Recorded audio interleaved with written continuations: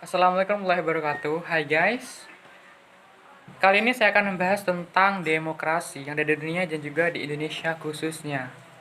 Apa saja sih fakta-fakta unik di Indonesia?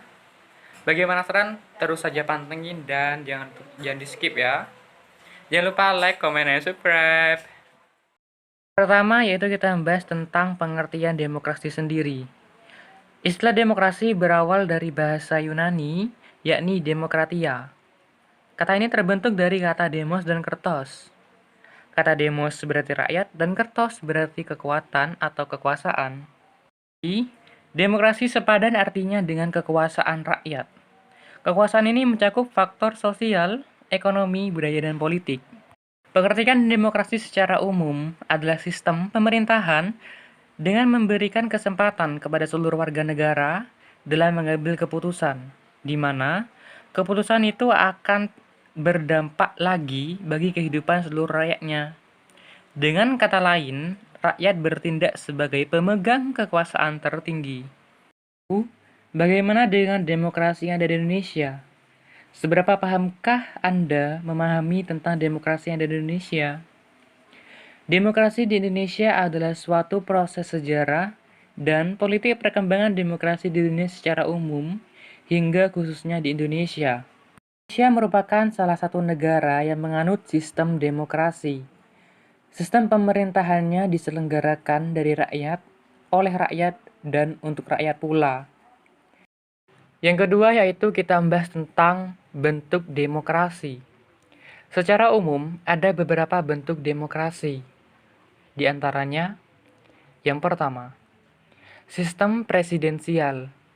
Sistem ini adalah penyelenggaraan pemilihan presiden secara langsung melalui pemilu atau pemilihan umum, seperti yang diterapkan di Indonesia. Dengan pemilihan presiden secara langsung oleh rakyat, maka presiden tersebut terpilih akan mendapatkan mandat secara langsung oleh seluruh rakyatnya. Adapun beberapa negara yang menerapkan sistem presidensial, di antaranya yakni Amerika Serikat, Filipina, Argentina, Myanmar, Brazil, Kolombia, dan Meksiko. Yang kedua, sistem parlementer. Sistem parlementer ini menggunakan dua konsep, yakni kekuatan eksekutif dan legislatif. Dalam sistem parlementer, kepala negara adalah seorang raja, ratu, ataupun presiden. Sedangkan untuk kepala eksekutifnya adalah seorang perdana menteri. Negara yang menerapkan ini yaitu negara yang sistemnya kerajaan, seperti Inggris dan India.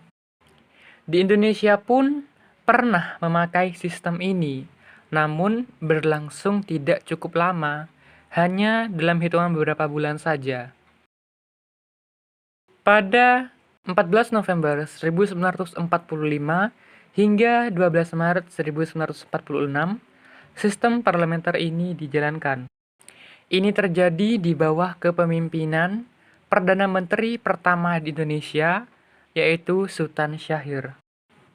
Adapun negara-negara saat ini yang menggunakan sistem parlementer yaitu Singapura, Malaysia, Thailand, Turki, India, dan Pakistan. Yang ketiga, yaitu kita membahas tentang fakta-fakta unik di balik demokrasi di Indonesia. Wah, ini aku suka. Contoh dan fakta demokrasi setengah fakta banyak sekali dan itu dilakukan justru oleh elit dan yang biasa didengar oleh banyak orang apa yang dikatakan dan dinyatakan. Mereka bukan tidak tahu, namun hanya saja mereka jelas paham arah yang akan terjadi. Memilukan, bukan? Langsung saja kita ke contoh yang pertama. OTT bisa membuat pejabat habis. Ya, jelas sepanjang pejabatnya memang malingnya berdasi rata-rata. Wow, jika pejabat bermental malingnya sedikit, berarti masih banyak yang lempeng. Ini mau mendeskripsikan kegiatan OTT yang didahului dengan opini kalau tidak ada payung hukum. Bagaimana pencegahan dan sejenisnya? Yang ditangkap seketika adalah pejabat habis, penjahat sadis. Fakta yang kedua, negara hutang terus.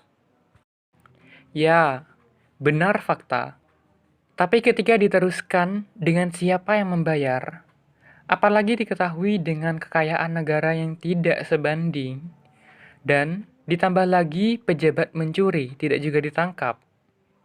Kemudian dengan apa harus membayar? Memangnya hutangnya kali ini saja? Yah, benar demikian. Baik, sudahlah. Fakta-fakta tersebut yang harus menjadi refleksi dalam pelaksanaan sistem demokrasi di tanah air, berupa kesadaran masyarakat yang masih kurang dalam memahami hakikat dari politik, menjadikan penyakit umum, di mana akan dengan mudah termakan oleh pengaruh politik uang. Inilah yang harus kemudian menjadi pembelajaran yang baik untuk bisa mengubah piramida publik terhadap demokrasi itu sendiri, sehingga produk yang dihasilkan dari demokrasi dapat benar-benar merepresentasikan kebutuhan publik. Nah, itulah yang dapat saya sampaikan tadi. Apabila ada terjadinya kesalahan ataupun menyinggung perasaan, saya ucapkan mohon maaf dan terima kasih telah menonton. Enjoy!